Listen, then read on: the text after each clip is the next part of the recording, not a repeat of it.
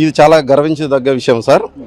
నారా లోకేష్ గారు ఈ విధంగా స్పందిస్తారని మేమైతే అనుకోలేదు, కానీ మేము అనుకుంది రాంగ్ సార్. చాలా బాగా స్పందించారు.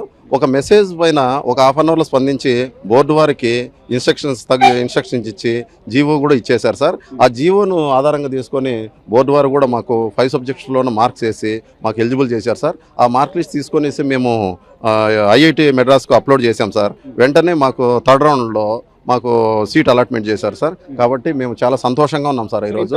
మీరు తెలియని సబ్జెక్ట్ కూడా రాసి దానికి మార్కులు అంటే అసలు ఇదంతా అయ్యే పని అనుకున్నారా సార్? సార్ అసలు మేము ఈ విధంగా మాకు మళ్ళీ సీట్ వస్తుంది అని అయితే మేము అయితే కూడా అనుకోలేదు సార్. మేమైతే ఆశలు వదిలేసుకున్నాము.